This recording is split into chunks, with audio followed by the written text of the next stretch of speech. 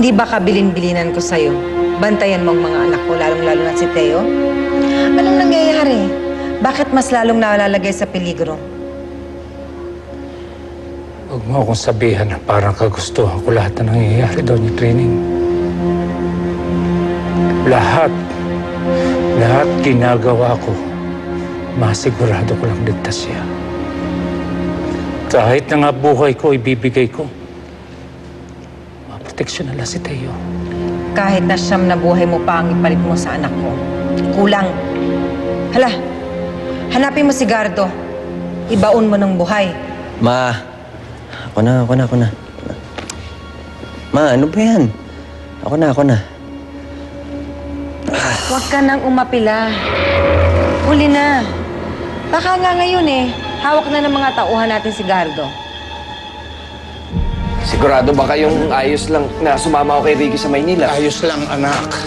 Kung talagang namimiligro na buhay mo dito, mabuti pang doon ka muna. Bumalik ka na lang pag ayos na lahat. Kasi baka kayo pag inita nila naalala ko lang kayo. Huwag mo akong alalahanin. Sumama na kaya kayo sa akin. Kaya ko sarili ko. Ha? Huwag ka mag-alala. At saka walang gagalaw sa akin dito. Sige na. Antay mo. Dali.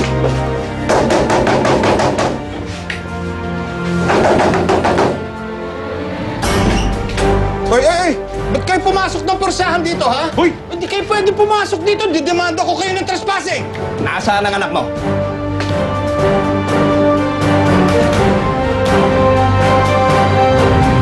Kesa sa mag-rally, pwede nating ulit idemanda mga bragansa. Bigyan ka na namin kadam yan sa gusto mo. Pero wala namang magandang naitulong sa ating paghingi mo ng tulong sa hukom eh.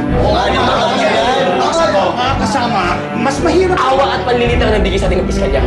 Kaya tama na ang dimanda para lang yung sa mga taong duwag at mahina. Sigurado ka ba sa sinasabi mo? Wala nga pong nagawa si Kadamian sa desisyon ng mga kapanalig niya. Anong gagawin natin doon yung training? Si Gardo Valiente. Ipapain ko siya. Sinisiguro ko, pag pinagsawaan na siya ng mga asong ulol, mas magiging manipis pa sa dilis ang hambong mo.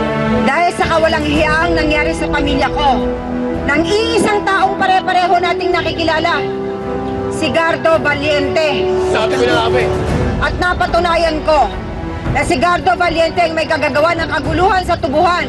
Gardo, lumabas ka dyan! Panagot ang iyong katraitora mo sa union! Pasensya na kayo. Pero wala si Gardo. Siguradong isa sa mga araw na to, pupulitin ka ni Gardo. Kaya mas mabuting umuwi ka na para makayos tayo sa gulo. Paano kung pagkahuli kay Gardo bigla siyang pumalag? Di mabuti.